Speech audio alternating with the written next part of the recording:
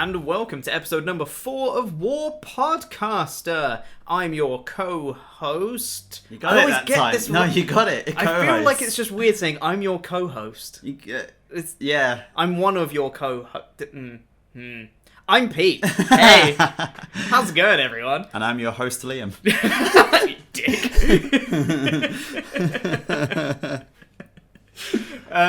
This is episode number 4 of War Podcaster. If you're new here, this is a podcast about Dungeons & Dragons where we just talk about some stuff. We each bring a talking point to the table, the literal/figurative table, and we talk about it for a while. It's essentially the whole podcast. So to start off, how you been? Yeah, been alright. Had a good session on the weekend. We had a very good session on the weekend. We're getting closer to Tasha's Cauldron book time, which I'm very excited for. I'm counting down days. Yeah. Should be really good. They've no real information since we got that first batch of information, which I'm quite pleased about. Yeah, I don't want to know anything. Yeah, really. I don't want to know everything that goes into it. It's like a playthrough of a new game. Pretty much. I want to just go in blind on the book. And then I was talking to a friend last night about D&D, and she said she's played a game that's similar to it, but not quite the same. Mm-hmm.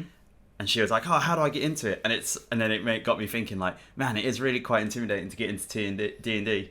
Like, that player's handbook is a chunky beast. Oh, I mean, that's the thing that threw me off initially. Like, because you're the one that got me into D&D. Yeah. And you originally were just like, yeah, here's just his player's handbook, just have a look. And I was like, nah. Yeah. Just kind of palmed it off. I was like, yeah, I'll read it at some point. And then just never did. Well, that's what I tried to tell her. I was like, right, well, you get the player's handbook. It's probably about 300-ish pages. Mm-hmm. You probably need about 50 of those pages if you're a player. And then depending on what race and class you pick, you probably need about 10. and then the rest of it's just if you feel like reading. Yes, exactly that, yeah. The way I try and do it is I will just assist the person. If I'm trying to get someone new into D&D, I just assist them with making their character. And I'll try and just make it as simple as possible. So be like, what do you want to play? What sounds cool to you? Here's some options on like a list. What sounds cool to you? How about what kind of person do you want to be in combat? Do you want to do slicing with the axe? Do you want to be long person? Okay, you want to be an archer? Here's the options for that kind of thing. So I'll try and like make it easy for them, and then I'll dump them after they've made a character and they've already committed about, cool, player's handbook. Now you read. pretty much. Although I think it's actually, if talking about like source books now, I spoke about it in the last episode, Xanathar's Guide has has all those tables to help you build your characters. I'd argue Xanathar's Guide is now more helpful with new players than the player handbook. Yeah, legit. Yeah, much more helpful. I mean, player's handbook has the actual raw information, but in terms of actually creating a new character for the first time, people don't really care about the differences between a monk and a paladin. They're just like, what? Who am I? Who is my character? Yeah. What am I supposed to be doing here? Yeah, I'm thoroughly excited for Tasha's because I'm hoping we get more of that kind of stuff. Yeah. For more of those like tables and stuff to help new players out, I think would be great. Agreed. And then also we spoke briefly before we started the podcast. An appreciation / shout out to the people who are listening, not necessarily on YouTube, the people who are picking up on the other systems that it goes out on. I don't bloody know. They're on podcast feeds. Anchor, Google, Apple. I don't know if it's on Apple yet. On the Spotify. On the technologies. Yes, podcast places. Yeah, because we've noticed that the people have been coming back to listen to podcast episodes repeatedly. So thanks. This goes out to you guys. Yeah. And obviously, people that listen on YouTube, we appreciate you too. But it's just cool to see because on YouTube, you know, the views always, for any series on YouTube ever, first episode of anything gets loads of views and then it just kind of declines a little bit until you get to the place where you have your consistent viewer base. That's just how it works. But on the podcast, it's actually kind of been growing a little bit from episodes 1 to 3, which is really nice. So thanks, guys. Can people leave comments on the feed ones? People can leave reviews. Once it's on like Apple, they can leave a review of the podcast as a whole. Right. But they can't leave like comments. Okay. So if you want comments read on the show, you still need to do that on YouTube. Yeah, I think so. And we might, you know, once maybe if we ever get onto Apple Podcasts, maybe we can start getting on there and reading the reviews of the show as part of it. But yeah, right now it's comments galore. Yes, which we'll get to in a minute. But yeah, as you mentioned before, for stuff we've been doing in D&D this week, we had a session a couple of days ago, just on Saturday, in my campaign. God, it wasn't 2 days ago, weren't it? Yep. Wow. Yeah, it was Saturday. Yeah. Feels like a long time ago. I know. Yeah. But yeah, so we had a session on Saturday, which was good fun. Very roleplay heavy to start off with, which was good because we got to a big kind of backstory part with your character. Massive, absolutely, like huge backstory part. Yeah. So there was a lot of roleplay to start with. I think everyone roleplayed really, really well. For it, everyone got really into their characters, asked very legit questions that people would have in the kind of scenario that you guys were in. It was really, really well done on everyone's part. I thought it went really well. And then you guys kind of went off on this other mission and got to this combat encounter, which was really fun. If not a bit quick, because counterspell is a thing. And yeah, the wizard of the party stopped these Nagas doing stuff a couple times, but it was just all round a very good, solid session, I thought. Yeah, absolutely, thoroughly enjoyed. This is the first session, despite playing D&D now for 4 years. Mm-hmm. This is the first session where I've actually had to explore one of my player character's backstory. Mm-hmm. So that was very interesting to do. I've never had the session essentially revolve around my character. Pretty much, yeah. That was how it went, because we just got there at the end of the last session of just being like, here's your mentor character. Yeah. And then everyone was like, say what now? Because you hadn't told the rest of the party this thing. So it was all kind of explaining to the rest of the party what was going on, and you trying to explain to them, and them trying to explain to you what's been going on since, and all sorts of stuff. It was great. It was a very rewarding experience, purely because there was a lot of dialogue that I had to do just myself. Like, a lot of people were like, what's this? And then I had to like monologue for a couple of minutes, like 2, 3, 4 minutes. Yeah. And it can get a bit like, oh god, what am I even saying? But I don't know. I feel very comfortable with the character, so I didn't have too much of a worry. Exactly, yeah.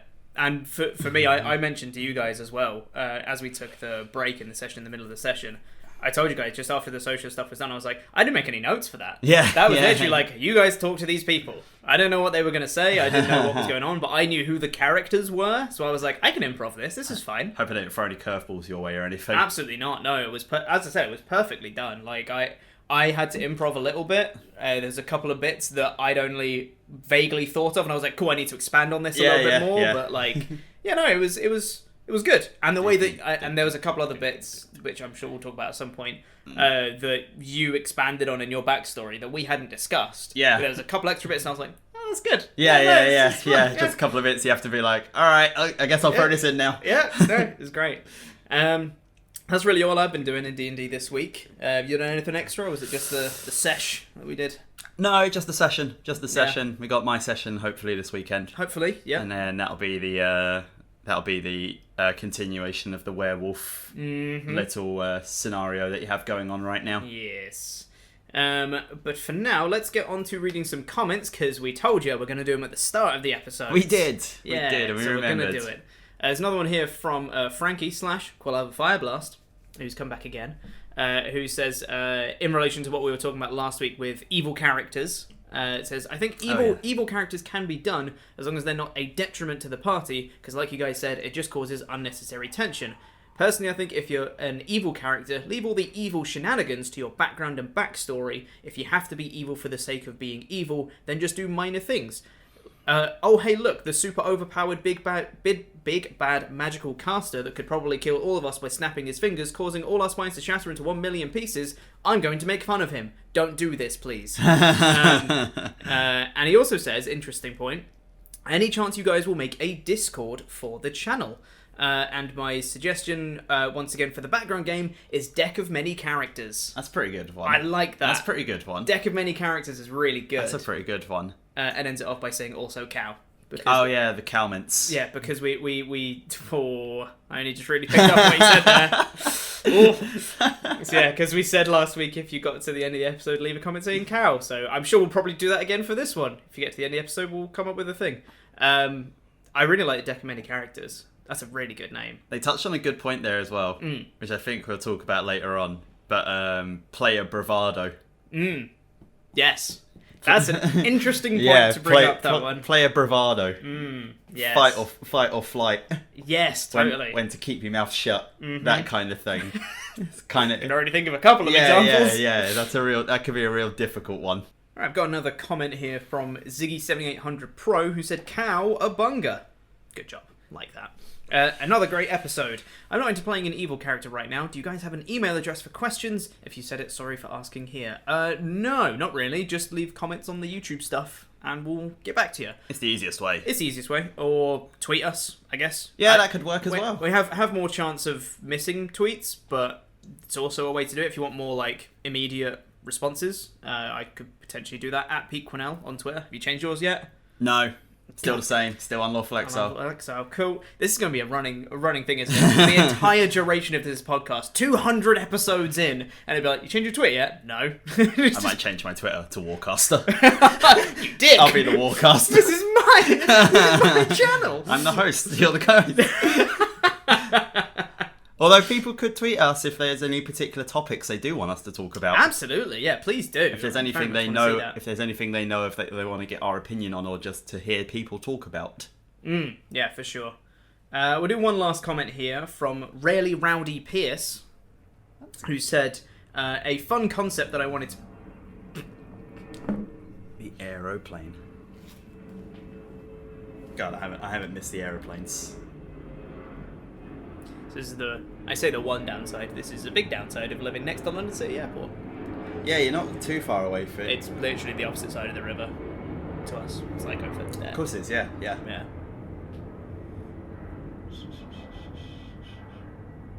But I hope I remember to cut that out. Yeah, imagine. Be an awkward pause if not. Right. We'll do one final comment here from Rarely Rowdy Pierce, who said, "A fun concept I wanted to play is playing both sides of a conflict, i.e. two parties, one evil, one good, actively moving against each other." That'd be interesting. Like, as a DM, you have two different groups that you play with. One's good and one's evil, and they're trying to, achieve their own goals. That is very interesting. Yeah, I don't know how it would work. I quite like that. Yeah. It does sound really, really fun, though. If you did it right, I reckon that'd be really cool. Yeah, I quite like that idea. Yeah.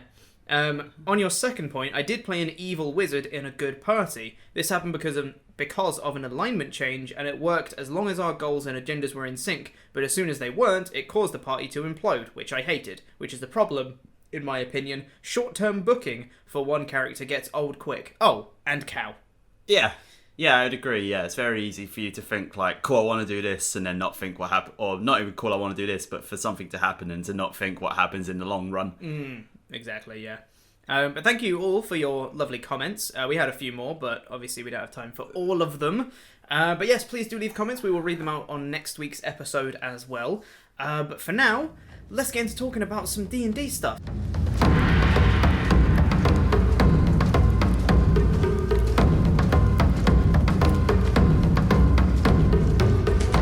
So let's roll to see who goes first, shall we? I'm not feeling the best today, so I think you may beat me this time. 9. Oh, okay. It's not big. I have more chance than I don't. Yep. 16. That means you're first. Again. Lovely. Okay, what are you bringing to the table, Liam? The backstory, of course. The backstory. Of course, the player backstory. Yes. We touched on it a lot in the session we had this weekend. My topic would be around, and it comes with a bit of a story. Okay. My topic around the backstory is, and it's a really funny. It reminds me of a very funny interaction I saw on Twitter as well. Player backstories don't always have to be miserable. Don't always have to be really miserable. So during our session, my character was speaking to his this like work group that he'd been working with. They're basically like a family, raised him sort of like from a young age, and he was very close to them, and they really liked him. And like my character as a whole can come across as quite abrasive sometimes, and sometimes a bit not that doesn't present himself in the best of light sometimes. A bit forward, and not much filter sometimes on the things he says. Like if he's pissed, he'll generally say it. If he's disappointed, he'll generally say it. If he disagrees with you and thinks you're stupid, he'll probably passively aggressively tell you. Yes. But when we had the session and everyone there was just like, no, yeah, we just really missed Thamior, and you know he was a real good member of the team, and we all really liked him, and we missed him. Everyone was like, there's got to be something else. Yeah. There's got to be like one of them like is there like they were constantly like, I'm gonna check everyone and see if anyone's acting shifty. I'm gonna see if anyone's anyone's like upset that he's here, or anyone's angry, or if anyone's doing anything. And you're just like, no, they're just listening to what he's saying. Yeah, they just seem legit. Yeah, and that got me thinking about how, some people's backstories can just be like, I had a family, and then I sort of just like went away for a while, but it was not like they betrayed me or anything, or it's not like they died. I just went away, and then I came back, and it was like, we missed you. And I'm like, okay, good. And that's it. I mean, like, it wasn't the easiest thing for you. There was an event that happened to your character that caused you to want to leave. Right.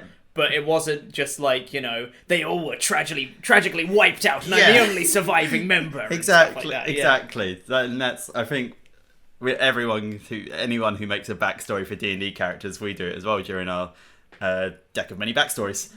Deck of many characters. Deck of many characters. Yes. I'll get there. Yeah. Where every sort of backstory has to have this thing of like, and everyone died. It's the easiest thing to do, I'd say, is to just be like, I am a sad boy, so I've gone out to go and fight monsters because I'm a sad boy. Yeah. And it's easy, but it also really works. I think having some sort of trauma, it makes a lot of sense why you leave a comfortable life to go pursue dungeons and really dangerous situations where you risk your life constantly. Some involving dragons. Yep. You have a reason to do that, and a solid reason is I got a lot of stuff inside of me that I need to sort out. Yeah. Like I'm a sad boy. Yeah. That it makes sense. It works. It's easy. But you don't have to have that. No, not at all. No. Fine if you don't. Yeah. Like perfectly fine to have a backstory of just like, I just wanted to go adventuring. Yeah. Like, or just like, I'm just trying to find someone. Just trying to go visit. And interestingly, like even my character in your campaign, they don't really have a lot of trauma necessarily. No, it's not. Your character just left to explore their powers and see what it was about. Yeah. And that's it. It was just more like curiosity that drove them rather than like, I'm hunting revenge. Exactly. Yeah. It was just curiosity and a yearning to know more.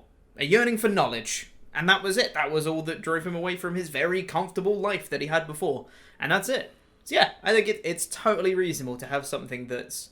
I think sometimes, especially in more... I'd say in modern times, I don't know what it was like, obviously, in olden times, in olden D&D, because I wasn't alive, and I wasn't playing D&D. Obviously, a lot of times it was more just like, you're in a dungeon, we're going to go dungeon crawling, we're going to get some loot, and we're going to go on, and we're going to go to the next dungeon, and we're going to explore the dungeon and get some loot. It was much less about the character in the backstory, and more about, I'm a dwarf with an axe, I'm going to go in a dungeon. And I think in more recent times, it's kind of transitioned. It's almost gone inverted in that your character is much more important than, the combat itself. But with that, people have gone, well, I've got to have a tragic backstory because that's the trope. That's what people do now. They have tragic backstories. Yeah. So I think there's a middle ground somewhere that you don't have to be miserable. Your character doesn't have to be really sad in order to want to go out and do adventuring, because at the end of the day, there is still adventuring parties. It's a very profitable thing. If you're good at it, you can make a lot of money out of adventuring. So it's a reasonable thing for people like, when I grow up, I want to be an adventurer. Yeah. That's totally reasonable. There's loads of different backstories you could do. You could do your character was part of a guild, and you got sent out on a quest, and the quest just kept on getting extended, and you just didn't come back because you are questing with these new people. Mm-hmm. You could be your family could work in a store, and you go adventuring to build new trade routes and link up with other stores in other cities. Yeah. Or even you could be the specialist hunter that works at your shop, and you go out and you hunt for more exotic beasts to try and get more, rare ingredients you could use in potions and things like that. Exactly. And similar to like your backstory, could just be blind curiosity. Yeah. It could just be, I want to see what's in the world. Travel lust. Everyone, Wanderlust. Very real Totally. thing. Yeah. Very real thing of people just want to get out there and do things. Yeah, absolutely. And I think as well that, once you've had a bit of experience doing a bit of D&D, you'll notice that a lot of it, if you're just telling a story between your friends, tragic stories, while very fun to explore, can weigh the party down constantly. If everything is sad all the time, it can genuinely just bog down the sessions a little bit. Yeah. People can come into a session and be like, oh my god, I'm going to need to work through my own trauma to get through this kind of Jesus. So sometimes it is fun to have more not necessarily comic relief, but stuff that's not as tragic all the time. I think there's definitely a balance to find between having some sort of interesting drama in someone's backstory and telling just a fun story. They don't have to be mutually exclusive, but there needs to be some sort of middle ground, I think. Yeah. And the reaction that we had in your session was particularly worth it. Of literally everyone being like, I feel like I'm missing something here. There's got to be something extra to this. They don't like you maybe, or Did you brainwash them? Yeah, something is one of them gonna attack us now? Is the food poisoned? That was a really fun bit of the roleplay, because I'd mentioned how one of the people that was there had cooked this really lovely meal, and it was so nice because they'd been traveling through the mountains for days, and at this point, they'd been sleeping just in the mountains. They'd not been very comfortable. They'd been living off rations, not really anything too spectacular. And the people here had cooked them this really lovely meal and put over how much of a nice respite it was, and a nice break from the monotony of trekking through the mountains and stuff like that. And then one of them goes, "This is too nice." Yeah. And they poisoned it, and then and then the leader, the guy, just kind of played into it and just be like, "What if we did?" Yeah, you wouldn't know. And then I was going, I can't believe they ate it. I can't believe we filled them like that. I can't believe we ate it. That was really Long funny. live the protectors. It was very fun to do, and it was very fun to change up how I played the character. The character got more jovial, and the character was more cut loose and everything, and that is sort of like real life. You're not the same with all people. People say it all the time if you grow up one place and move down to another, if you go back to the original place, you're like, oh, my accent comes out. Yeah, 100%. It's just you just change back. Yeah, exactly. You just fall back into similar old routines. Yeah, that's exactly it. And that was really cool to see, because people were dumbfounded when your character smiled. They were like, "You don't smile. What's happening? Don't smile. What is that thing on your face?" I don't make jokes. Yeah, exactly. Yeah, you were making jokes, you were smiling, you were having a good time, and everyone was like, "What's happening? Who is this person? We don't know him." It was super fun. Just to see that, especially like you said, the reactions from the rest of the party really kind of sealed the deal. Because I think it could have been, with a different scenario, it might have been considered maybe underwhelming for some people if they'd have expected it to be this kind of epic big reveal of your whole life and all this stuff. And it was like, I used to work here. And that was the reveal. It could have been considered underwhelming, but everyone's reactions together would be like, this can't be it. There's got to be more. It really played into it. Because my character was so secretive. Didn't really say anything about themselves. I just got the sending spell not long ago, so I sort of went off and was sending a couple of messages to people. And then anytime people asked, because I knew the people I worked with were in the mountains. And anytime I referenced them, I just went I know people who are here. I never went oh, I've got some friends. I was just I know there's some people here that can help. And it was always quite ambiguous, and it was left to be open to interpretation on purpose. I was just exactly. I know some people, and we ran into NPC that you had, and the first thing I asked them was have you seen anyone around here? And I sort of dropped a little hint. I was are they dressed like me? Yeah, God, I forgot how long that thing played out. I did put in a lot of stuff as we got there. I was did they dress like me? I kept on saying I know my way around here quite well. Yep. Yeah. See, it's so weird being on the DM side of things, because I'm like, I mean, how did they not pick up on that? There's so many obvious clues. Yeah, but of course, yeah. I have all the pieces. Yeah, I know exactly. what the backstory is. So Yeah. it was for them. I forgot that we'd even have the revelation that you used to work there. I was just under the impression I was like, oh yeah, well, that's common knowledge. Everyone knows that, right? It was very good. I've still got a few more. The backstory's not done yet. There's still a few more things to go. Which actually might be kind of soon with the direction you guys are traveling. Man, it's gonna be really funny. It's gonna be really funny. It's gonna be very interesting, especially because we've got not only your one, which has the couple extra bits that we might run into soon, but also a couple other members of your party. We're kind of getting close to where they're from too. Yeah, so absolutely. We're getting into now. We've started the story. And now we're going into, here's all the backstory bits, and then we'll get to the end of the story. We've broken the proverbial seal on backstories. Mm-hmm. Like, my character got chewed out a bit for keeping secrets. Mm-hmm. And then my character flipped that and was like, and what about yours? Like, because my backstory is the first one we're getting to. So, obviously now... Properly, yes. Properly. So now it's like, blah, here's all the stuff so that we can keep playing the game, so I'm not keeping everyone in the dark. Yes. And therefore the player characters have gone, why are you keeping all this stuff from us, Thamiel? To which I replied, why have we not got to any of your stuff? Anyone else? Yeah. So How about all of your secrets, guys? So now we're getting to the point now where everyone has to start being like, okay, I guess I have to tell you one thing because you've told me one thing. But it was quite cool because it's a nice progression just in terms of, the game. We've been playing for about 2 years at this point in this campaign. Yeah. It's a nice point to just get to where we're like, okay, we're starting to understand people's backstories in terms of time played the game, but also in terms of the game itself, of the characters knowing each other. It feels like we're getting to a proper point where you are a solid unit as a group now, rather than just some guys that came together. Yeah. And we're finally kind of, I think with this last session, it really felt like now you've got, a group name, which was only decided a few sessions back. It was, really. yeah. Which took forever, because I kept dropping in to being like, so what's your guys' names? And then you'd just be like, I'm Thamior. It's You have no room oh, no. to talk Don't about worry. group names. I'm not complaining about it. I just think it's funny. Yeah, no Hey, room. no, we came up with a group name. You didn't. You just don't like it. No, you didn't. I came up with a group name, you kept it. Exactly, yeah.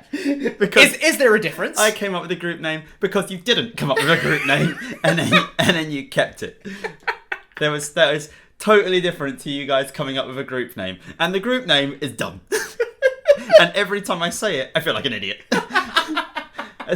I've made a really cool group. They have a really cool group name.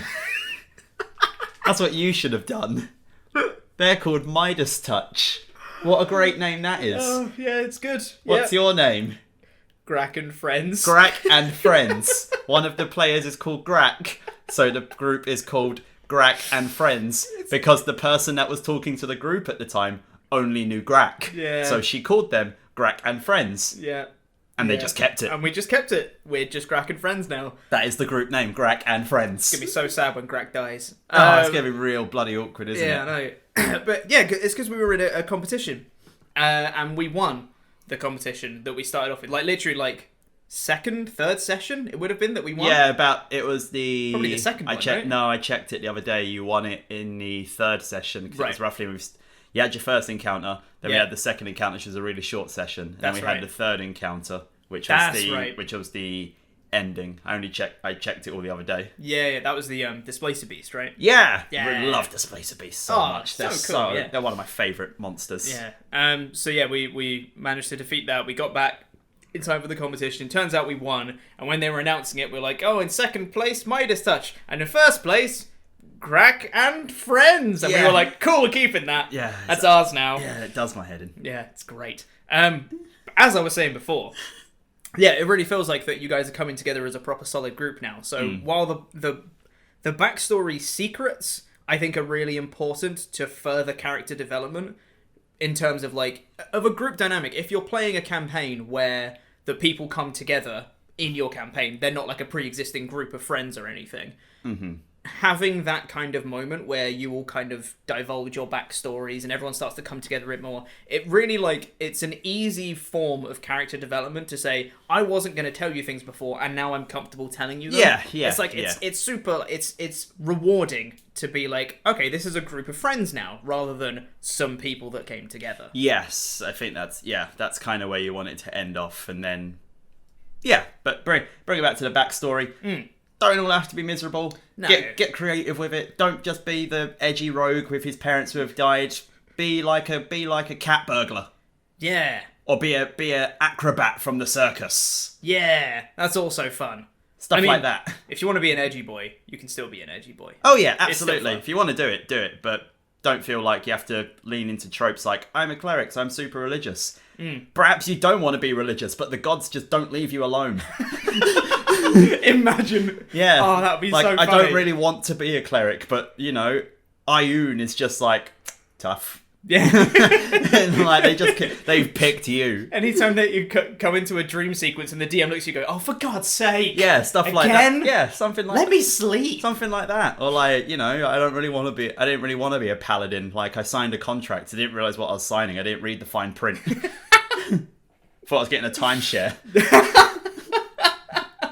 Something like that. Like, he's like, plenty, like, try and change it up. Is what I'm saying. So it can lead to some funny scenarios. Yeah, it can lead some funny scenarios such as, why does everyone just like you? Yeah, exactly, yeah. I used to work here.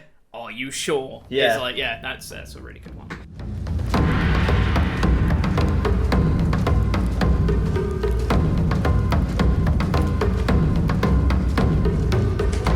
Would you like to hear what I've got? Always. You know me. So, for my one today, it's a bit more of a general discussion point. I guess a bit more like your one in terms of backstories. Yeah. My general discussion point is voice acting. Yeah. So, as a DM and or as a player, how important are voices? Because not everyone is super comfortable doing it. Yeah. Which is totally understandable. Totally get it. How, when people talk about role-playing, in quotation marks, people often associate that with, I've got to do a voice. And that isn't always the case. But how much importance do you place on having distinct voices, or at least voice acting in general in D&D? So I have a line that I draw. I split voice acting because I think there's a thing that people want you to do that just gets lumped in with voice acting, and therefore you feel like you have to do a voice. There's a difference between voice acting and tone. Yes. You can easily just do your own voice for whatever character you want, as long as you get the tone correct. Like if someone's angry, as long as you get that tone correct and you act angry, people will be invested in that character part. If you're sad and you get the tone correct, people are invested in that tone. It's that part that's more important to me. Voice acting, great fun. Everyone, you know, it's always funny when you pull out a really funny voice. Everyone loves it, and like, your session one, when everyone comes in, if someone comes in like, all right, it's like straight away, laughs, big laugh, big laugh. Everyone's invested in the character, but you don't have to. No, exactly. We've got in my session, 2 of you do voices, 2 of you don't. And no one's any less invested in anyone's character for it. Yeah, exactly, yeah. And the thing is as well, as someone who bloody loves doing voices, I love me a voice. Good God. I think that it's so easy, and the reason it's on my mind and why I brought it as a discussion point was from this session that we've spoken about a lot already on Saturday. It was a big one. There was 5 or 6 different people that were there as part of the Protectors? About that. Around 5 or 6 people. I didn't change an accent on any one of them. Yeah. I just changed the tone of my voice. I used my voice, but I did one deeper for the main guy. Yeah. And then this other one, he was super enthusiastic, so he was just talking really fast and he was doing all this stuff, and I was just using my voice the whole time. But it's just changing the way you speak with your own voice, I think, is... Yes. That is voice acting, straight up. That just is. Pitch and tone. Pitch and tone. That's exactly it. So I think for new people who want to get into voice acting specifically, people think automatically, "Oh, I've got to do an accent." I was like, Yeah, "Well, you don't." that's the one. I think that's the one that gets people, isn't it? The Yeah, accent. exactly. Because no matter what accent you do, it always goes Jamaican or Scottish. No matter what you try and do, it's going to end up Jamaican or Scottish. And if you try Scottish, it's going Jamaican. Yeah. If you try Jamaican, it's going Scottish. Yeah, no. Beer can. You saying bacon or beer can? I love that. Yeah, so I just think that, it doesn't have to be so daunting. And I personally find that when you're getting involved with voice acting, it really lends itself to the immersion of a session. If everyone's talking in character and everyone's just kind of talking in the normal voice and they're just having a conversation like this, it's not as immersive as if someone is saying, they've got a really serious voice on because it's a really tense situation. Like, that to me makes the difference between immersion into a session and not. So I'm not saying that you have to do voice acting, it's the most imperative part of D&D, because you can just have your normal voice. I just think experiment with your normal voice to do voice acting. Correct, a bit more. yeah. And if you can do a voice, go for it. Absolutely. If you feel do comfortable doing it, go for it, because we have had some corkers. Oh, we've had some great ones. And it's not even necessarily funny ones. Like, I told the story before on the podcast, I'm pretty sure, when I whacked out a really creepy voice for one of the NPCs, who's like one of the leaders of this faction thing that you guys are attempting to take down. And the first time you guys spoke to him, he had this really raspy, wheezy voice all the time. And as soon as I did that, everyone went, "Oh no, don't like that." Yeah, exactly. Yeah. So it's just like experimenting with, and again with that though, I'm not doing an accent. No. I'm just changing my voice. Yeah. So it's actually a lot more simple than I think people think it is, in order to get that level of immersion and that level of engagement and familiarity with characters just based on the voice alone. And especially if you're playing in person, obviously that's a lot harder these days, but if you're playing in person, body language is another massive one that I think lends itself to voice acting. Huge. Like, legit, all I had to do for the leader guy that you guys were speaking to, your mentor character, all I had to do was sit back with my arms folded and you guys knew exactly who I was talking. Yeah. You knew who was talking instantaneously. So it's like, it's not just about the voice. It's about role-playing, I guess. In a grand sense. If that makes it any more clear. That definitely doesn't make it more clear. You've put yourself in a corner there. Yeah, I have. But yeah, I just think that I place quite a high importance on it personally. I enjoy having different voices. I like doing different accents and stuff like that. Adore it. Quite a lot. Yeah. It's really fun. But yeah, I don't think it has to be this big kind of intimidating thing for new players to get in on, because all you have to do is use your normal voice, but just change it a little bit. It can have really good effects, though, as taking one from my campaign when you guys finally met the what is essentially the Thieves Guild in the main town. They'd been elusive for a while. You'd had a couple run-ins with you, and they're tricksy. Yeah. You got up to a Kenku. Oh yeah, the Kenku. You got up to a Kenku who I threw in purposefully because it's just funny. Like, he's taken a few words from your character. Yeah, he has. He's taken a few words from other characters, and then he's spoken a few voices that you don't know yet. But then you got to like the front of shop, basically the front person, and as I was like role playing them, I can't remember who it was. I think it was you or Dave, who also plays, was like, hold on a minute, because it was a character that I'd used in another campaign. Yeah. And then I used the exact same accent. Yeah. And I think it was me that did that. Yeah. Because I literally, as soon as you did that accent, I was like, F off! Yeah. Like, I literally just turned to you and went, F off! No way is that him! Yeah, it's the exact same character. I just used the same accent, but it just created that little moment. It's almost like an in-joke. It was like like being rewarded for paying attention to stuff that happened ages ago. Oh, man. Just as a little tangent for in-jokes. One of my favourite things from the last session was throwing in literally a talking point that we've spoke about on the last episode of the podcast of things happening just because of magic. Me throwing in the tent. This was literally just to make Liam laugh. Oh, I literally threw in. It was just for me. They were in like this big like mess tent essentially, and I said like, oh yeah, torches are lit on the side of the tent, but for some reason the tent's not catching fire. It was just for me. Just for Liam. It's just like, don't know why it could be. Straight away. It's just not catching fire. Yeah, straight away it did catch me. It was really funny. Back on the voice acting. Yes. Voice acting, voices if you can. Tone, I feel like, is an absolute must for players and DMs. DMs can get away with it a bit more because DMs can throw in quirky stuff. Mm-hmm. Like you can just throw in a character quirk and you can kind of get away with just being yourself. Yes. Like if the character talks really quickly. Or if the character just like, is an idiot. Yeah. Huh? Yeah, exactly. Yeah. You can get away with it. But having immersing yourself in it will make that easier. If you get yourself invested, you will find that at points when you need to be angry, if you're immersed, it will happen naturally. Yeah. I don't think me and you both DMing, I don't think any of us have, or either of us rather, I don't think either of us have thought, right, well, I better bloody be angry now.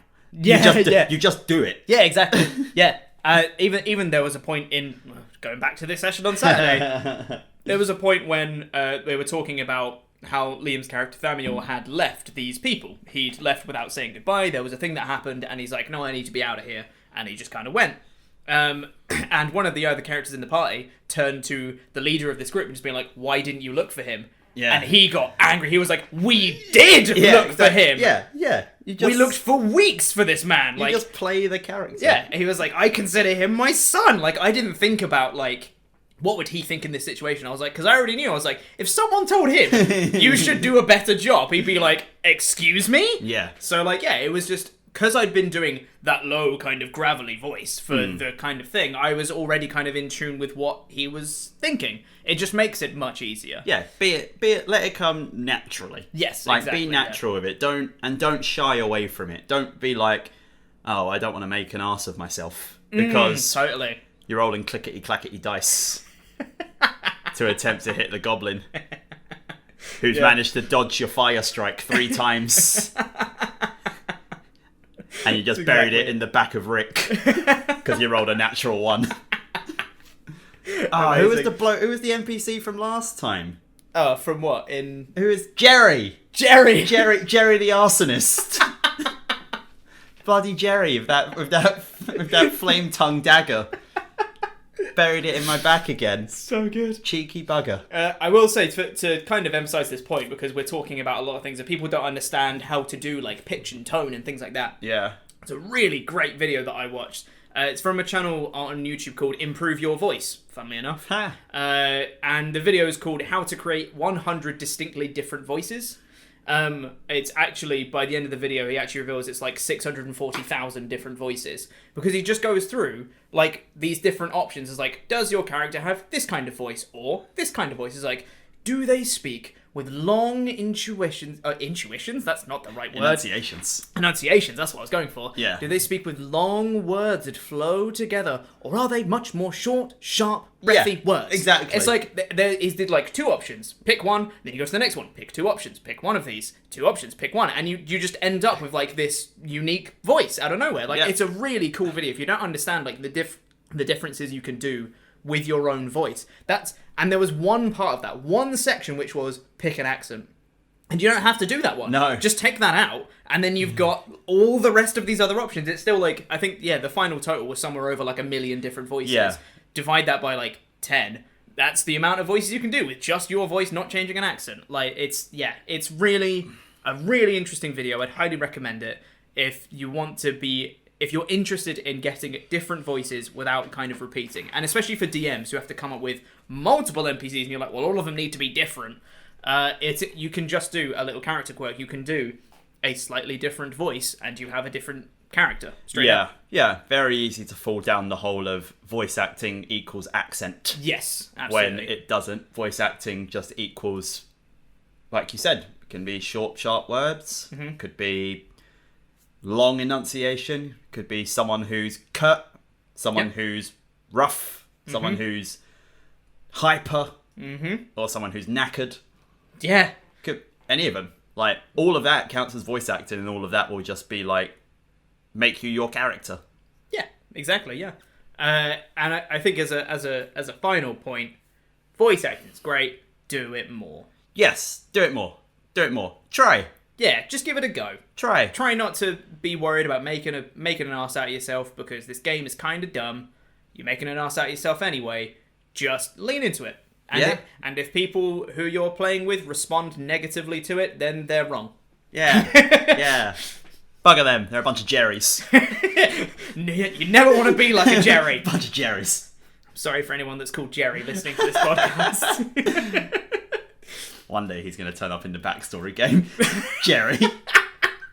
It's going to be so good. Speaking of the Backstory game. Oh, what a good segue, right? Deck of many characters. What a good segue.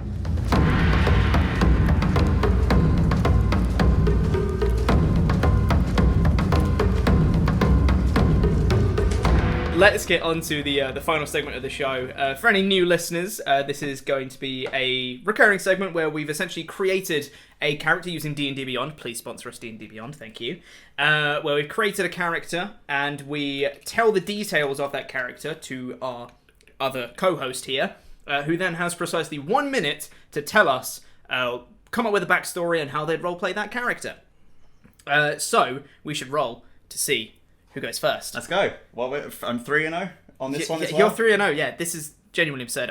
By the way, it's kind of becoming quite clear now that we've been playing D&D for a couple of years. I am the low roller of the party. You are, yeah. You are. You really do hit those low rolls more than anyone else. Oh boy, it's terrible. And like, NPCs I've introduced to the party. They're so bad. They're terrible because I can't roll well for them. They're like, so bad. Yeah, it's a bad time. So, here we go.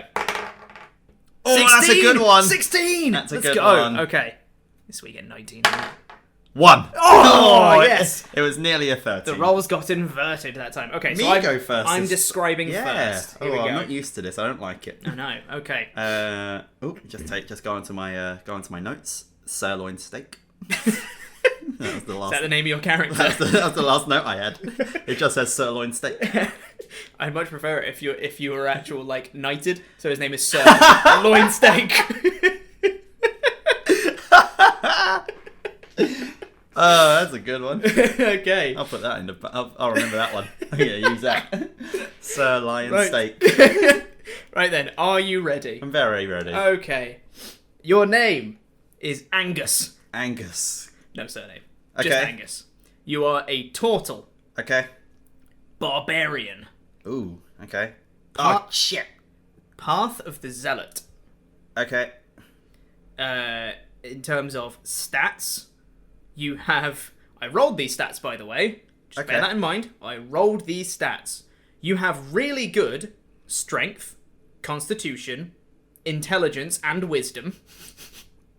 Jesus, okay. And you have above average dexterity and charisma. Okay. You're pretty good at everything. Okay. Just for funsies. If it helps aid the backstory in any way, you also speak Dwarvish and Elvish. Okay. And your background is Sage. Oh, and you also have a feat. What's the feat? Alert. Okay. That's a hard one. It's a lot of stuff. You don't have to use it all, but I'm going to get up my timer. Here we go, and 1 minute, go. Angus is a zealot barbarian who usually are quite religious barbarians. They're warriors of the gods. So Angus is actually, it's not his first life. He is a reincarnated character. He's dedicated to one particular warrior god, similar to something like Ares or someone who keeps getting reincarnated as being sort of like this herald of war and sort of like teaches the ways to others. So his intelligence is more based on strategy and how people act and like more predicting what enemy movements would be. His previous lives include both being a dwarf and an elf, and being Path of the Zealot. It's very difficult for him to die. So his warrior god keeps him alive until his job is done. And he's ready to be reborn again and continue to pass on this war knowledge that he has. And Nice. That was awesome. Oh, That was really good. That was a really tough one. That was legit. A tough one. I gave you a lot of stuff there. I was looking at. I sacked off alert. Yeah, totally. Yeah. I saw the alert. I was like, I'm not gonna get that one. Yeah, no, that's fine. I did come up just before you came here. I came up with a brief backstory for this one. Okay. What I had in mind, it's not fully fleshed out. I thought about it for slightly longer than a minute, but you know, it wasn't like a full in-depth dive into it. So this turtle is actually what I had in mind. Angus was an elder of their hometown. All right. And they got caught in the crossfire of a war between dwarves and elves. Okay. They sought to make peace between the two warring sides, even taking up learning scriptures, learning the backgrounds of dwarven and elvish history, because that's what sages do. They learn scriptures and stuff. And despite their efforts, the war raged on. Several lives in the hometown were lost, just caught in this whole war shenanigan, which was the final straw for Angus, who essentially called like a meeting, being like an elder of the town. They managed to call a meeting between two of, like, the generals of the army. Not, like, the leaders, obviously, but generals of the army. They called them for a meeting to see if they could try and get them away from their hometown, at the very least. But the talks broke down, and a full-on invasion began of their hometown. An explosion came in that destroyed the house that Angus was in. And at this point, he drew his great axe and began carving everybody. Dwarf, elf, doesn't matter. He just started killing everything. A rage consumed within him that he didn't know he had within him. What a naughty boy. I know. He was eventually dragged away by some of the remaining people from the town, who managed to literally, like, just flee with him in tow. But despite his best efforts to try and stay, the thought of the initial, like, explosion that triggered the invasion still kind of haunts him to this day. And his rage and contempt for all things related to war knows no bounds. So he's essentially out to stop this and any war. Okay. Essentially. Quite like that. Using war to stop war. Exactly. I like that. So he's a ragey boy. Yeah. Because he's a barbarian, but also he wants to stop the ragey boy because he just wants to stop conflict. Essentially, was what I came up with in my brief. Yeah. Sorry, I probably have to change some stuff, but no. I think that's fun. Pretty good one. Yeah. Pretty good one. I like it. Good variety. It's the spice of life. Exactly. Yeah. And it's traumatic without being everyone's dead. It's like, it's not like there was an invasion of the hometown, but like not everyone died. It was like, yeah, he had to leave. Yeah. If anyone is dead, it's because of you. Yeah. Yeah. Right. I'm going to need to get up some notes here for your character. You do. Here we go. It's my turn to give you one. Get limbered up. I'm ready. All right. You're a tiefling. Okay. Your name is Karsic Psalm. Karsic? Psalm, as in like a holy psalm. Pslam. Yep. A wizard. Okay. Just all wizard. Yep. Level 4. Yep. You do have a feat. Yep. Your feat is... I gotta find it. Infernal Constitution, which is the tiefling specific feat. I know what that does. I'm sure you do. You have pretty good intelligence. Okay. Pretty good wisdom. Okay. Pretty good constitution. Mm-hmm. Below average strength and charisma. Okay. Backstory. Yep. Haunted one. Bollocks. Okay. Goes against everything I was thinking. Backstory, okay, fine. Haunted one. Fine. Proficiency in investigation arcana. Okay. Is that everything? Yeah, that's everything. Okay. Hold on, I'll start your stopwatch for you. It's 1 minute, isn't it? I just messaged you, sorry. Go. All the things. Okay. Car sick Psalm really hates being in cars because he gets car sick. Hey, nailed it. Throwing it in there. They went to their wizard school and they were really interested in learning about essentially their roots, where they came from, being a tiefling.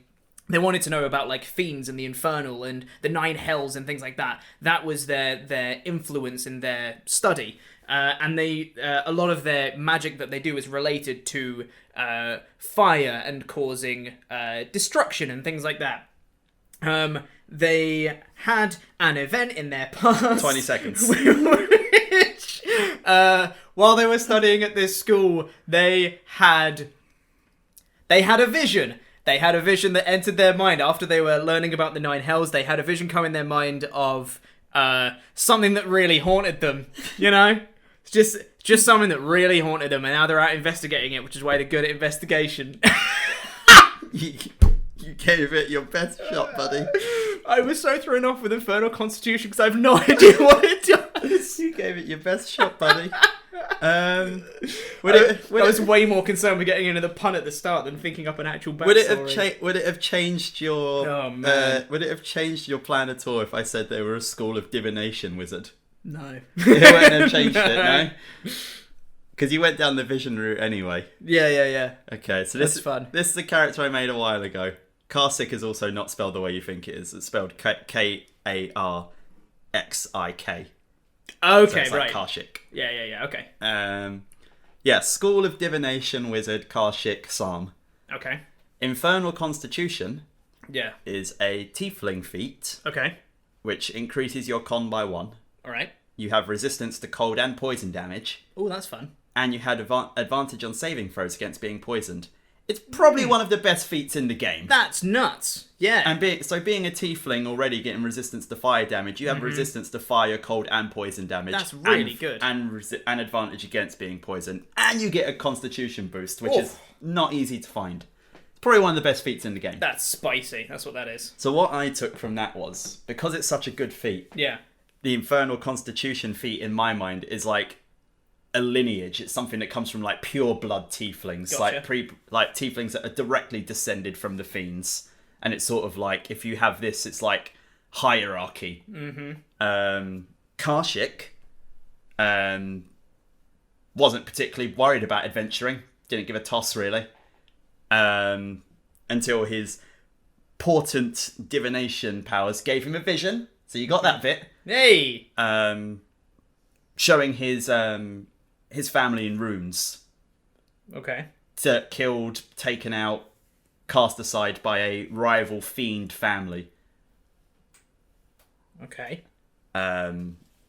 Shaken up by this, he went into looking around for a way to prevent this from happening.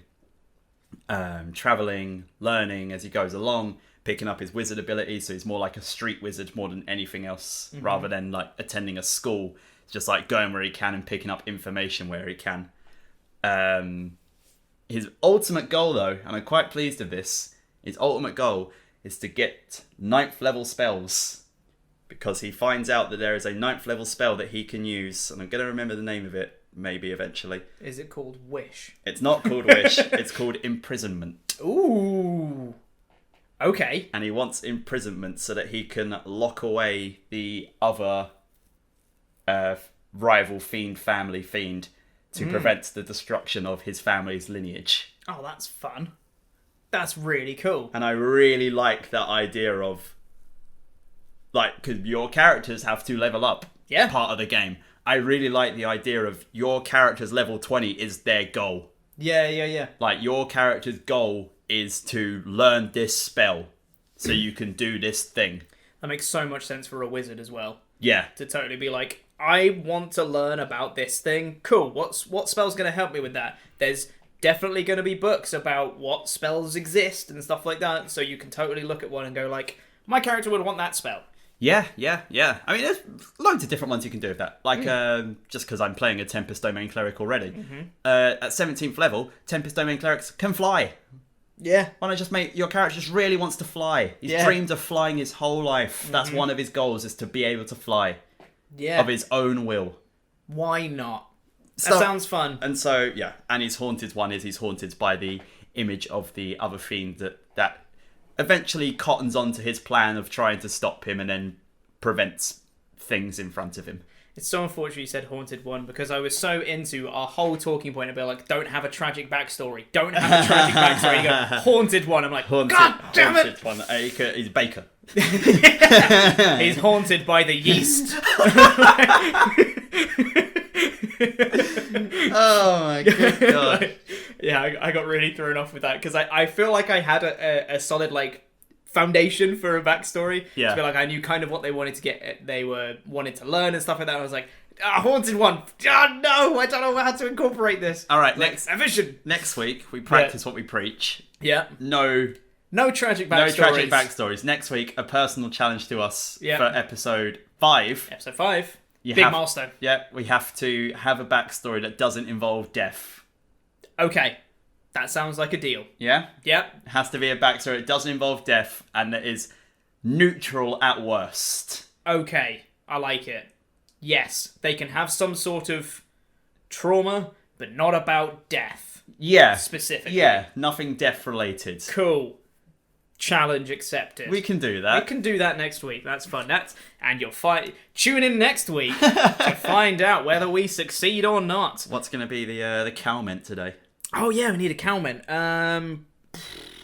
You come up with one. I did cow last week. Herbs and spices. Herbs and spices. You heard it here first. I was just looking in your kitchen. I was looking in your kitchen. I was like, herbs and spices. Yep. Herbs and spices. Leave a comment with herbs and spices if you've listened to the whole podcast and you got to here. Thank you very much, everyone. I think that's going to call it for this episode, unless you have any final thoughts. Probably not related to D&D, but no. I'm alright with this one. Cool. I think this went well. Another long one. Yeah, no, it's okay. It's about right. About an hour. You're right there. it's okay, you know. Pete's showing his voice acting. You do have to do accents, kids. Yeah, be good to each other, everyone. Stay safe out there, etc. Thanks for listening. Tune in next week. Leave comments. If you listen on YouTube, subscribe and notifications, etc. If you listen on podcast stuff, subscribe so you get new episodes. See you next week for another episode of PodCaster. Bye! Take care.